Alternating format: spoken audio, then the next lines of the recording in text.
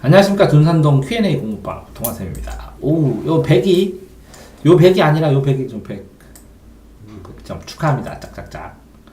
그리고 93에서 95 왔다 갔다 하고 전부 1등급이면 전혀 문제가 안 되네요. 모의고사는. 네. 모의고사 수능은 전혀 문제가 안 됩니다. 왜 그러냐면, 요번에 금년도에 그 서울대 정시간 애들, 39%가 2등급이니까, 그죠? 그리고 1등급 떨어져 봐야 0.5점 차인데, 수학 한 문제는 4점이거든요. 표준 점수까지 치면 한 6점, 7점 정도 되고. 그죠? 그러니까 수학 하나 더 맞히지, 모르고 4개 틀리고. 4개 틀리면 몇 점 떨어져? 2점 떨어지죠? 수학 하나 4점짜리 맞는 게 낫네요. 네? 국어 한 문제 더 맞는 게 낫네요. 그죠? 근데 이제 이 학생, 분당 지역이래요. 빡센역이래요. 빡센. 오. 국어가 굉장히 어려우니까, 실제적으로 이 학생 보니까, 어법은 노베이스인데 이렇게 100점을 맞아요. 그죠? 어법 정말 생길지도 몰라요. 한국식 문법, 그러니까 외국에서 살다 올 가능성이 커요. 외국 생활을 많이 했든지. 그러면 이 학생은 정말 문제는 국어죠. 국어죠. 국어하고 수학. 두 개가 문제지, 영어는 문제가 되지 않네요. 이 학생 같은 경우에는 국어가 굉장히 문제일 가능성이 커요. 자, 그래서 외고 편입을 생각하고 있어요. 국제고나 외고. 그죠?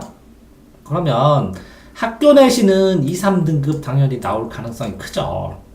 왜? 이 영어는 잘하는 학교에서 변별력을 해서 독해를 하면 다 맞춰요. 그리고 막 퍼펙트하게 외워버려요. 긴 단어에 철자가 하나 빠져서 틀렸다 그러고. 영어를 하는데 내신은 당연히 낮게 나올 가능성이 커요.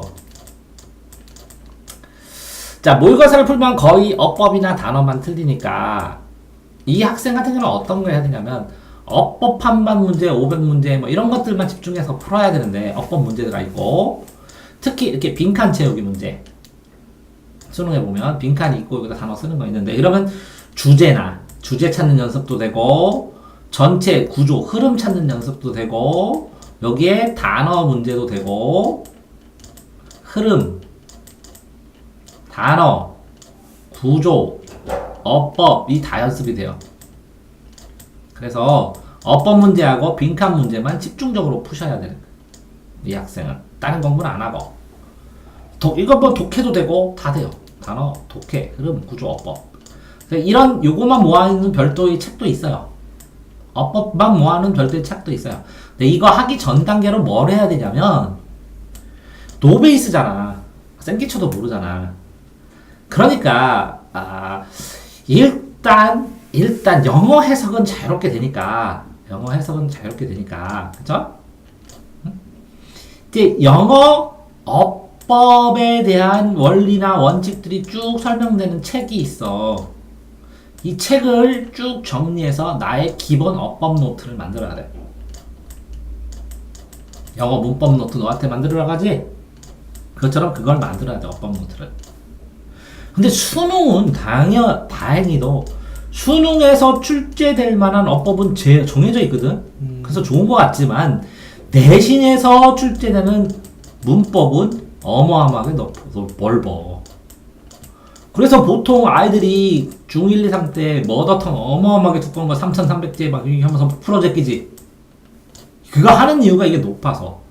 이 문법 문제로 변별시켜? 변별력을 해서, 보통은 수능에서는 어법 문제라고 해봐야 2문제나 뭐 이 정도, 엄밀하게 1문제 정도라고 하는데, 변별력이 2문제가 나온다고 치면 몇 문제에서? 40문제에서? 영어가 몇 문제더라? 40문제에서 2문제라면 내신은 30문제에서 7문제에서 10문제, 15문제 사이가 나와. 어법 문제가. 왜 이렇게 많이 내? 안 그러면 변별력이 안 나와. 잘하는 학교. 이게 그러니까 극도로 많이 나온다고. 그러니까 레벨 패스트 소용없고 최대 레벨도 소용없고, 그제? 어법 기초도 그러니까 끊었다 받았다 하니까. 근데 이제 쌤이 그래서 쌤 카페에 있는 거 주지. 네. 어법 문제에 있는 어법과 관련된 문법과 관련된 거 쭈르륵 해갖고 뭐 50단계가 60단계 내가 쭈르륵 늘어놓으면 니네 단계별로 주면 이거 정리하고 이거 정리하고 이거 정리해서 나중에 누적해갖고 책 노트 만들면 되지. 네. 근데 이 학생 같은 경우에는 그러면 야, 이 정도로 100점 맞으려면 빠르게 할 수 있거든.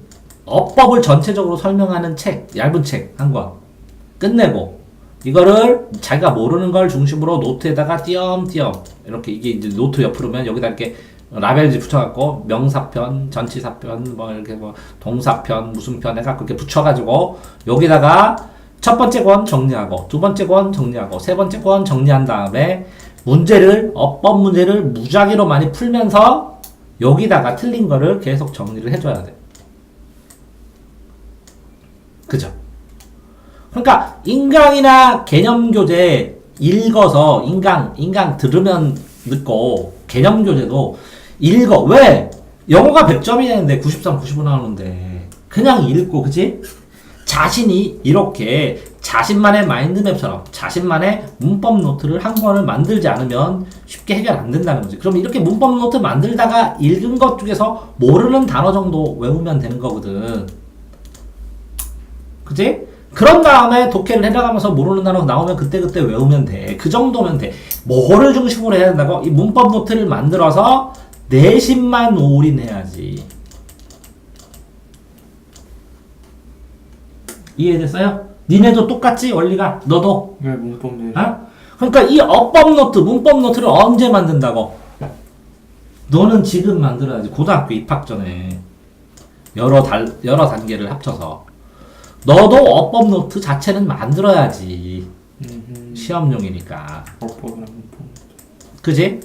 그래야 여기에서 이제 누적이 되고 틀린 게 있으면 여기다 어법 틀리면 여기다 계속 써놓다 보면 다음번에 달달달달 외우면 시험용으로 틀리는 거는 없어지지.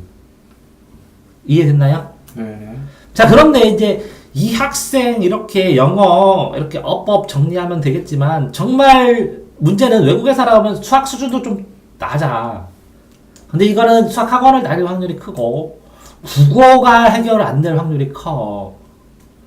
영어가 93, 95고 9월에 100점 맞았는데 이렇게 왔다 갔다 하는 이유는 영어 문제가 아니라 문법 문제가 아니라 국어 문제일 가능성이 크다고. 이 학생은 영어도. 그래서 외국에서 살다 온 학생, 그쵸?